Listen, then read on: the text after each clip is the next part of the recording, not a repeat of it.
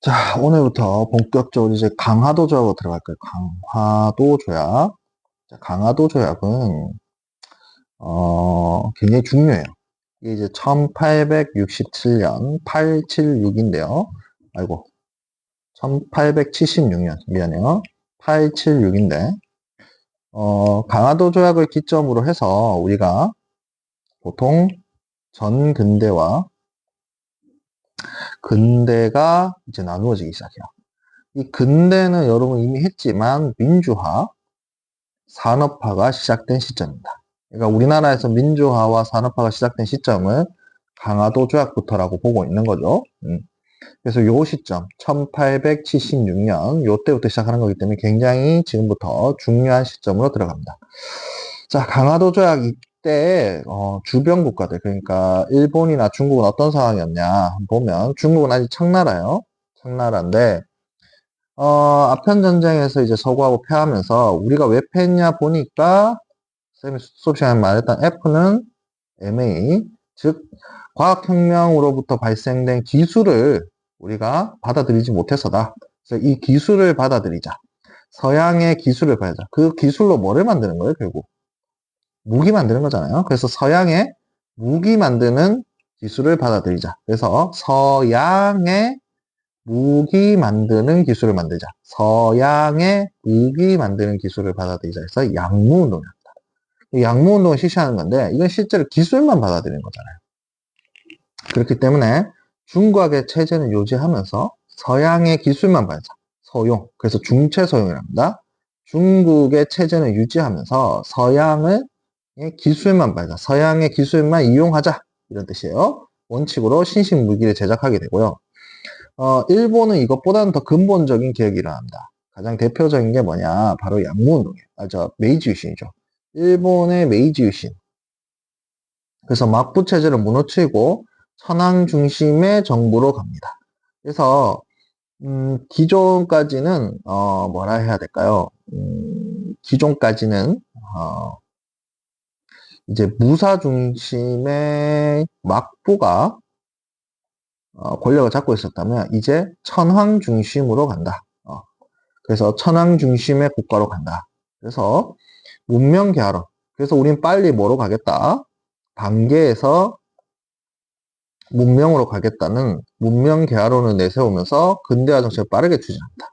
쌤이 한번 얘기했어요. 피카츄에서 라이츄로 빨리 가겠다. 라는 거. 요 파트 다시 정리를 좀 하면, 중국은 서양의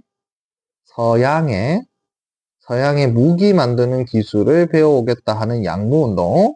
하지만 우리의 체제는 유지하겠다. 그래서 서양의 기술만 받아야 되는 중체소형 원칙을 받아들였고요. 일본은 빨리 문명국가로 가자. 그러면서 메이지 유신 이후엔 빨리 문명국가로 가자.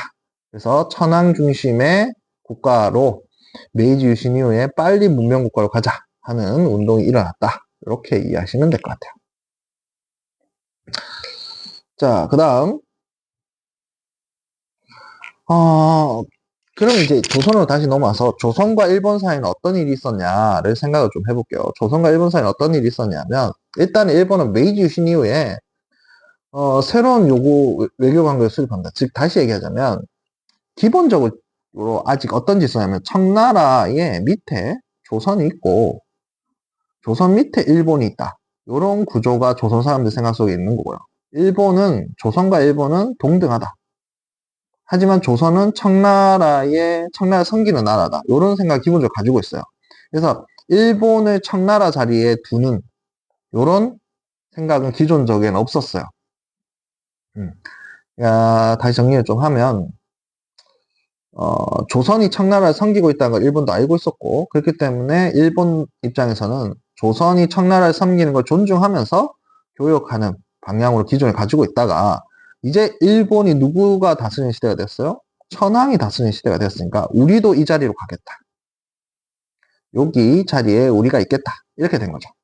그래서 우리랑 너희랑 이제 뭐라 해야 될까요? 우리를 황제 국가로 대해달라. 이렇게 요구를 한 거예요. 그러니까 이제 새로운 외교 관계는 기존의 이제 청나라를 인정하는 질서에서 청나라를 뭐라 해야 될까요? 동급으로 보는 질서로 관계를 수립하자. 이렇게 된 거죠. 근데 조선 입장에서는 청나라랑 동급으로 일본을 대했을 때 청의 외교 관계 문제도 있고, 일본이 너무 좀 건방지다는 생각도 있는 거죠. 너희가 뭐 청나라와 같다? 뭐 이거를 조선 입장에서 받아들이기가 힘든 거죠. 이거 이제 조선이 그때 거절을 하게 되죠. 이때가 누구냐? 흥선대원군이야. 흥선대원군 한참 뭐 할 때요, 이때. 세국정책 할 때인데, 예? 척합이 세우고 막 이럴 때인데, 진짜 일본이 와갖고, 우린 청나라랑 같아, 막 이러면, 흥선 입장에서 참 어이가 없는 상황이 된 거죠. 그래서 이걸 거절하게 되는데, 이걸 이제 빌미 삼아서 일본에서 뭐를 일으키냐면, 정한론을 일으킵니다. 정한론. 정복한다는 거죠. 뭐를? 한국. 한국을 정복하자라는 정한론입니다. 사실 이 말 자체가 좀 이상해요, 그죠? 사실 정확하게 얘기하면 정조론이 돼야 되죠. 왜냐면 지금은 한국이 아니고 뭐니까? 조선이니까. 근데 일본은 아니다. 한국이라고 부르면서 과거 사만시대 때 그 한국이라고 부르면서 조선을 낮춘 거죠. 한국을 정복하자는 정한론을 내세우게 됩니다. 다시 정리를 하자면 일본이 기존의 조공 책봉 관계 속에서의 외교 관계가 아니라 자신들과 청나라를 동급으로 요구하는 외교 관계 수립을 요구를 했고, 이걸 조선이 거부하자 일본은 조선을 정복하자라는 정한론이 일어났다. 이렇게 정리하면 될 것 같아요. 1번은. 자, 2번. 2번은 뭐냐? 그럼 이제 자기들이 이제 그 1854년이죠. 54년에 미국이 배 끌고 와서 협박했듯이 일본도 배를 하나 끌고 와서 우리한테 협박을 합니다. 그게 운요 사건입니다. 운요 사건으로 배 끌고 와서 협박을 하게 돼요. 이게 1873년입니다. 여기 연도가 좀 중요한데요. 협박을 하게 되는데 여기에 대해서 이제 조선이 받아들입니다. 자, 여러분 근데 여기서 우리가 좀 착각하면 안 되는 게 뭐냐면 이렇게 얘기하니까 우리도 일본의 어떤 무력에 겁이 나서 개항을 했다 이렇게 생각하면 안 되는 게 왜냐하면 생각을 해봐요. 우리가 이미 병인 양요도 겪었고요. 신미 양요도 겪었어요. 그러니까 우리도 싸우려 하면 싸울 수 있는 거죠. 그리고,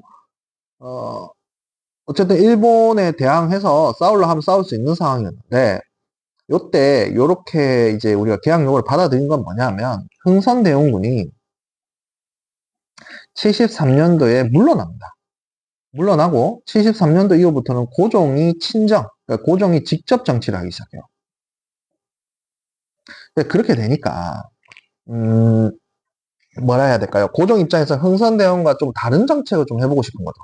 그러니까 언제까지 우리가 이렇게 세국 정책으로 계속해서 나라를 뭐라 해야 될까요? 이제 다른 나라와 소통 안 하고 살 수는 없다는 거죠. 그래서 우리도 개화 정책으로 가야 된다 하는 생각이 있었던 거야. 그러는 와중에 일본이 운용호 사건을 일으키니까 그럼 일본하고 먼저 해보자. 그러니까 바로 서양 세력과 조금 문을 여는 건 좀 부담스러우니 가까운 일본하고 한번 해보자. 이렇게 생각을 한 거예요, 사실은. 그러니까 여기서는 일본이 무력 시위를 해서 우리가 쫄아서, 우리가 겁먹어서 이 강화도 조약을 맺었다기보다는 우리 입장에서도 요구가 있었다는 거죠. 우리 입장에서도 요구가 있었다. 이렇게 이해하는 게 맞습니다. 우리 입장에서도 요구가 있었다. 라는 거예요.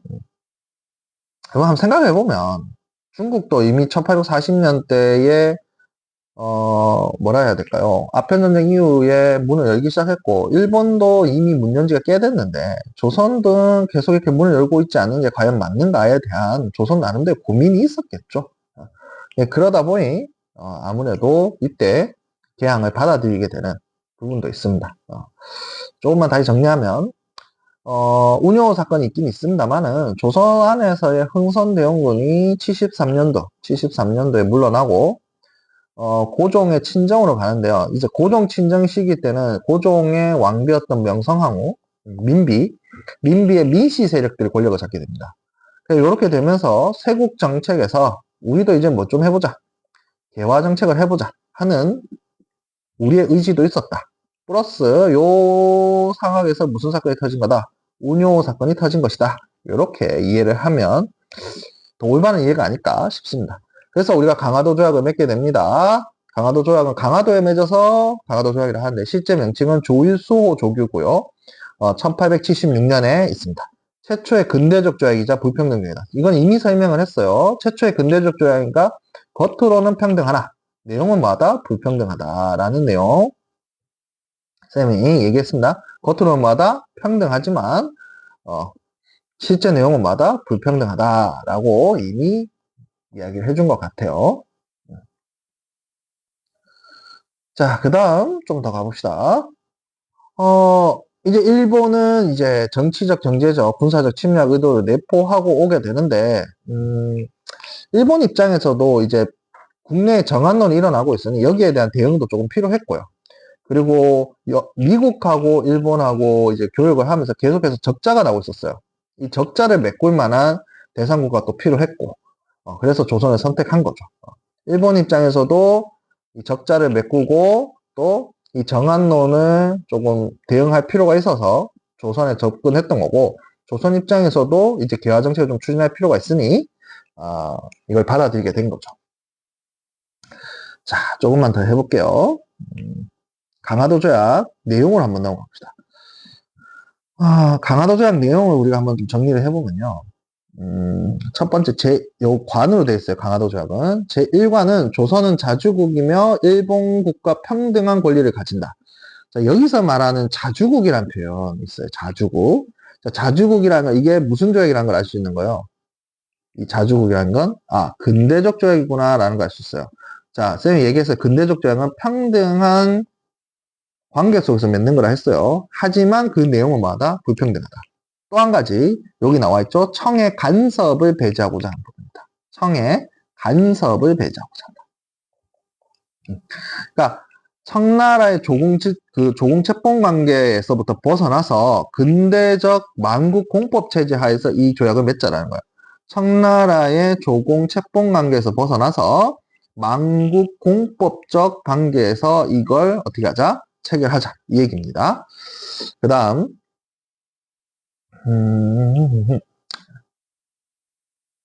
여기 좀 내용이 많아서 쌤이 좀 하다가 중간에 한번 자를 수도 있을 것 같아요. 제4관은 부산 외에 2개 항구로서 나중에 인천과 원산으로 결정이 되고요. 이제 왕래를 자용할 수 있게 한다라고 되어 있는데요. 처음에 바로 부산을 열고요. 인천하고 원산은 시간을 두고 엽니다. 그러니까 1876년에 바로 인천 원산까지 연 게 아니고 처음에는 부산만 열고 이후에 인천 원산까지 열어요. 그럼 부산은 왜 열었을까를 생각해 보면요. 부산이 여기죠. 부산은 일본하고 친한, 일본하고 가깝죠. 그럼 인천이 여기죠. 수도 한양과 가깝습니다. 그럼 원산은 그렇죠. 러시아하고 가깝죠. 그래서 러시아 견제용으로 또 원산을 잡은 거죠. 그래서 인천 지역은 서울하고 가깝네. 일본 지역, 부산은 일본하고 가깝네. 바로 연 게 아니라 순차적으로 열었다는 거 기억하면 좋을 것 같아요. 자, 그 다음에 7번째. 조선연해를 일본국 항해자가 자유롭게 측량하고 지도를 제작할 수 있도록 허가했다. 이렇게 되어 있는데요. 그러니까 너네 나라의 영토를 측량하는 거는 주권 침해가 맞습니다. 근데 이제 이걸 조선이 그럼 주권 침해를 이해했냐? 는 부분에 대해서 논쟁이 조금 있어요. 왜냐면, 일본이 이때 뭐라고 이걸 설득했냐면, 자신들의 배를 끌고 오는데, 이제 조선의 해안이 좀 복잡하기 때문에 배가 부딪혀서 자초될 수 있다. 그래서 우리가 좀 측량을 좀 해서, 안전하게 오도록 좀 도와달라. 이렇게 얘기한 거예요. 그러니까, 조선 입장에서는 일본 배들이 오는 데 있어서 좀 어려움이 없도록 조금 뭐랄까, 배려한 측면이 있습니다. 그래서 조선 입장에서는 이걸 크게 생각하지 않았어요. 하지만, 결과론적으로 봤을 때는 이제, 어쨌든 이것도 불평등 조약 중에 하나인 거죠. 해양성 측량권. 그 다음 2번째, 국가는 양국의 인민은 각자의 임의에 따라 무역을 하고 양국의 관리는 조금도 간섭할 수 없고 제한하거나 금지할 수 없다. 일본 상인의 자유로운 상인이 활동이 보장이 됩니다. 근데 뒤에 가서 얘기하겠지만 요거는 요 자유로운 상인은 거루지 내에서요. 그러니까 쌤이 좀 이따 요번 영상이나 다음 영상에서 얘기할 수 있는데 뒤에 거루지 설정을 합니다. 거루지 설정이란 건 뭐냐면 일본인들이 머무는 지역이에요. 일본인들이 머무는 지역을 설정해 놓거든요.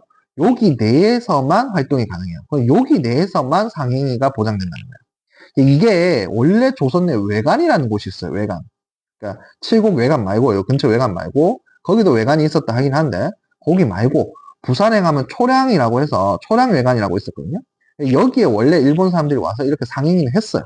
그러니까 조선 입장에서는 이 외관을 조금 공식적으로 요 조약에 넣자. 이렇게 이해할 확률이 높았어요, 이때는. 그 다음에, 제 식관으로는, 요게 중요한데, 요 얘기를 좀 하고 마쳐야 될 것 같은데요, 요번 영상은. 제 식관은, 일본국 인민이 조선국이 지정한 각 항구의 조선국 인민과 관련된 죄를 범할 경우 일본군 관원이 심판한다. 이걸 치외법권 또는 영사재판권이라 하는데, 자, 이게 무슨 얘기냐 하면, 일본 사람들이 우리나라에 와서 상행일을 하고 항구에서 활동하다가 뭔가 죄를 짓게 되면 어떻게 하는 거예요? 일본 관원이 심판한다는 거예요. 이게 가장 큰 뭡니까? 강화도조에서 가장 큰 이제 불평등 조약이죠. 그럼 이거는 이제 조선이 또 왜 받아들였냐? 막 대포 빵빵 쏘고 막 무서워가 받아들였냐? 그게 아니라 아까 제가 설명했죠? 거루지. 거루지 내에서 일어나는 일본군의 범죄 행위를 일본이 관리하겠다라는 걸로 이해한 거예요. 그러니까 이거 이제 엄청난 이제 주권 침해를 이해한 게 아니라 거루지 내에서 일어나는 일본인들의 범죄 행위를 일본이 관리한다. 이렇게 이해를 한 거예요.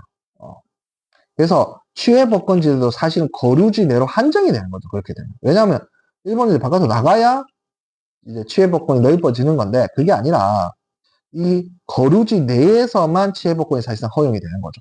물론 주권 침해입니다. 지금을 보면 분명한 불평등 조약이지만 당시 조선의 입장에서는 그것을 그렇게 심각하게 생각하지 않았을 확률이 높다라는 겁니다.